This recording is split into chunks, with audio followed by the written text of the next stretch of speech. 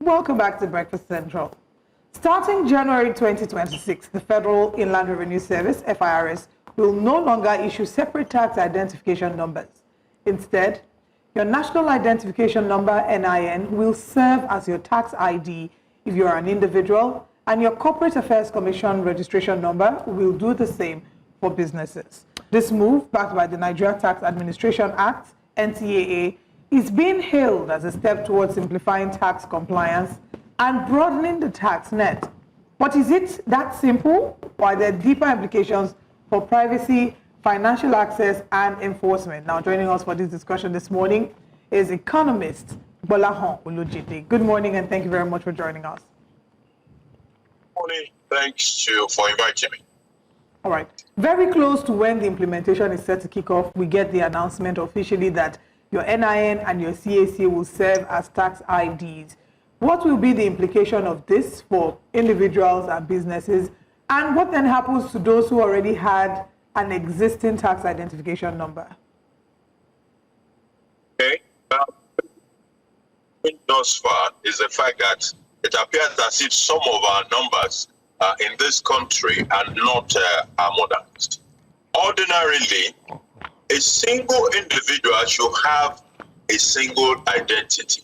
So all your numbers, be it BVN, be it NIN, be it tax identity card, all the numbers should be associated with only one person, a unique, set of numbers associated with one person, such that if it is just your driver's license that I lay hands upon, I can pull up all the other information, including your passport number, every information about you should be available.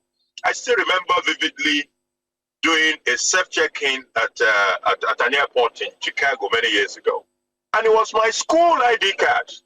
The school ID card has every information about me. And it was enough for me to do a self-check-in. That is how it should be.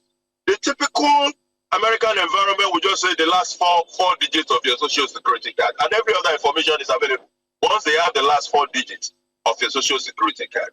So I think it is a simple way out of what would have been a more complex problem to simply adopt NIN or the RC number of companies as the tax ID, instead of having to go through that process of asking people to apply for tax ID, let's allocate tax ID to you. I have had 2 different tax IDs, for example, as an employee and as a self-employed person. Though all those things are meant to be linked together. I think it's the best way to simplify 2026 if we are going to implement the tax law. Now, Mr. Olojede, the FIRS says the use of the NIN as a tax identification number will eliminate duplication and streamline compliance. But what are the operational risks of linking identity and tax data so tightly, or are there no risks involved? All of them are, as a matter of standard, supposed to be linked. All your numbers. So today, if you want to get an international passport and you give them any of those numbers, they will pull up all the rest of your numbers. There is a genuine concern about whether these numbers will be exposed unduly and used for nefarious, especially nefarious financial activity. That concern is genuine. But the answer to that is not to unify all these numbers. Rather, is to find effective ways of ensuring that people who have responsibility for this information will take care of those information and will be held responsible for those information that have been provided to them. That is the way to go. So there's an agency of government that is taking that very seriously, data protection agency, and we just have to ensure that whatever is required by an agency like that to succeed, to ensure that data cannot be allowed to slip into the wrong hands. And if for whatever reason that should happen, people will be punished accordingly for whatever slip happens through them. We might be able to mitigate that risk of numbers getting into the wrong hands, as it were. Already, today, a lot of our numbers are everywhere. They are with telecoms, they are with banks, they are with passport office, they're everywhere already, as we speak. Okay, it's also understandable that when it comes to data, we do have data laws that are protecting every single Nigerian. But in the case of this tax implementation, do you think that maybe more time should be given so that Nigerians can start to feel a sense of understanding and belief, especially as an economist? Because this is just new. And this is new because the countdown to the launch of the tax reform, it's just a few days away. And we're having this. We understand that they've said there will be fine-tuning here, not there, and so on. Don't you think all the fine-tuning should be done first before Nigerians are moved into this new tax reform? Perfect timing for implementation. The law recognizes the fact that we would need this identification and has already included it there. It is now a matter of, okay, this identification that you said we will require, how are we going to get it?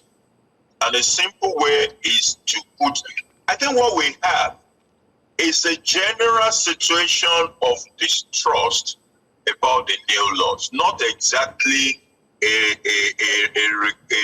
desire for a wait for things to be perfect. That is not the issue. The issue is that the people don't even trust the tax law. They believe it is bringing a lot of additional burden and all the rest of it. That really is the problem. While, for example, you will see a lot of talk about concerns that might be, will impact people's income. I can't remember seeing anywhere where anybody decided to make public the fact that corporate tax will reduce under the new law from 30% to 25%. But it is the one that appears as if it might be burdensome that people tend to talk about. So, in a way, there is a lot of citizens' education that needs to continue to happen. If there are segments of the law that we need to push forward the implementation, I am not averse to that, so that people can get more educated. But what we have to be concerned about is that there are also very strong forces that do not want this thing to happen. They don't want this law to happen. And it will be such a sad situation if we allow everything to be frustrated on the altars of, oh, this one is not perfect, that one is not perfect. I think we need to implement. If there are sections that we need to hang on to and wait a bit, that's fine. But to wait and suspend everything, waiting for a perfect time, there will never be a perfect time for taxation. People don't want tax. They don't want it, so there will never be a perfect time for tax. Okay, you say that we should implement it now at the moment, because there will never be a perfect time. But how do we guarantee and assure Nigerians? Because some of the allegations of the discrepancies are strong. The government, yes, has come out to debunk these, but the lawmaker did this in public view. We all saw him. And there have been anonymous sources who have shared what might be detrimental to Nigerians. But we don't have even access. the NBA is Yes, weighing the in. NBA is pushing for this not to be implemented yet until we get clarity. Don't Nigerians deserve to have some form of clarity? Because too much is given, much is expected. If you're asking citizens and demanding that citizens pay tax, we must be sure that not only are you going to use the tax for the benefit of improving the quality of lives of citizens, but that there aren't any clauses within the law that traps the citizens. Technology makes things easier. If I have 2 pieces of document on soft copy today, I can identify within minutes all the changes between the differences between those 2 documents. Technology makes that possible, which means we can actually pick out whatever is agreed as the final document that should have been passed and what eventually got gazetted. We can identify it now. I have seen some of the things that were being put up on the internet as the discrepancies. To be honest with you, those discrepancies, the amended version, the gazetted version, were actually better than the one that was said to have been the past version. But that is not the issue here under the kind of accusations that have been made. The accusation being made was that after the people have passed the law, some individuals altered that law and gazetted the altered version. We must get to the bottom of whoever did that and ensure that they face the full wrath of the law as it were. While I have said that, look, I've seen those clauses and some of them, the amended one appears actually better than what was originally passed. That was just a coincidence. There could also have been an evil insertion of clauses into the law. And that is why it is important to get to the bottom of it, get people appropriately punished. But since we can identify what these amendments were, we can isolate them and then deal with them while the rest of the law can go ahead. Yeah. Mr. Olojede, you're talking about identifying and dealing with it. I mean, this is people's monies we're talking about. And you don't want to have trust issues, especially when it comes to financial transactions. What would be your expectation, or what should the government do in the interim? Because the government has come out to deny this. And like we said earlier this morning, if you deny, then put out the final document, let Nigerians know so that they can, prepare their minds for what's to come on the 1st of January. What would be your recommendation to assuage all fears and to ensure 100% compliance for come 1st of January 2026? Also an easy assignment to do. There is the National Assembly that passed the law. There is the executive that gazetted the law. Have a committee of those people. So this is the National Assembly, the House of Representatives, the Senate. In fact, put the senator who identified the discrepancy in that committee. Then the executive, including the tax people themselves, the task force that put together the law. Put everybody in the same room. Like I said, technology makes it easy. You can identify the differences between two documents, pull them out, and let them agree it. So they can finalize it, and we can have the final copy, as it were, that were agreed by the parties.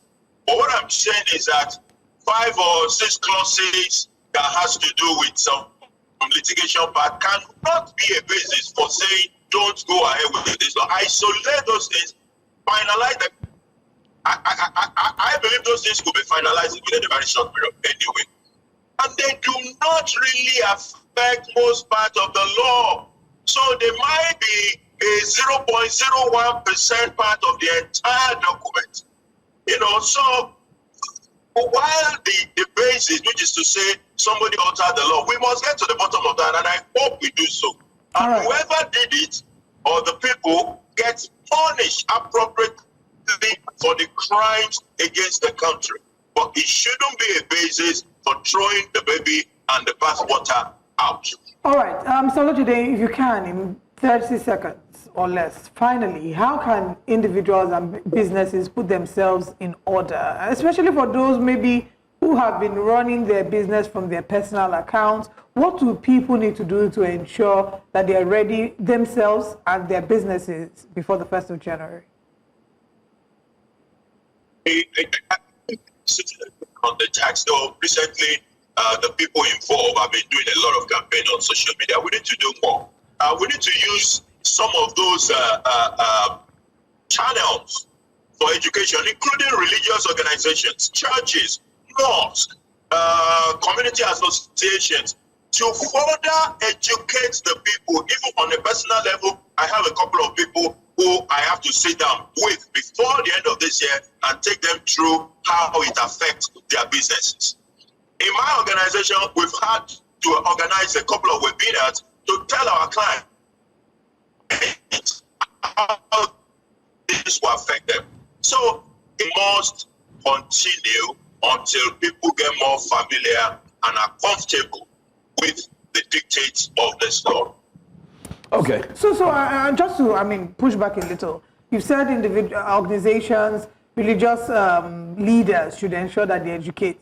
So can you give us, if I were to ask you off the top of your head, a 30 seconds to 1 minute education if you were talking to a group of people and you wanted to teach them or prepare them for how to be ready for the tax implementation on the 1st of January, what would you say to them?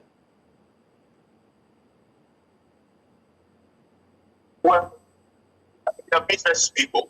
I would like to know what their revenue is like so that I can guide them, because I know exactly how some sections of the document will affect different income levels. So we can guide them whether you want to place them in the minimum tax bracket or the people that are totally exempt. If you're a small business and you are exempted from tax, it's important that that person knows that he's exempted from taxation.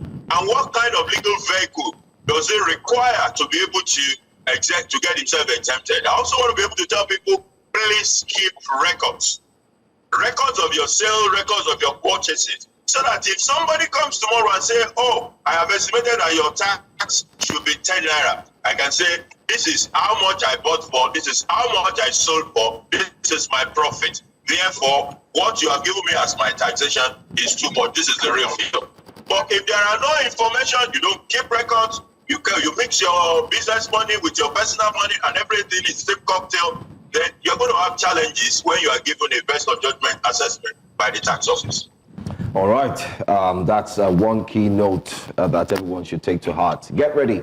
But let's keep our fingers crossed. January 2nd is around the corner and everybody is waiting. And good enough, there's also provision for tax ombudsman. So just in case you have any requirement to either call the taxes or feel like, no, this wasn't done properly, the ombudsman will be there to also support. And we also have you. You're around. So we can put a call through to you whenever we need more assistance. Thank you so much for joining us this morning. Thank you, Ms. Olojede. Thank you.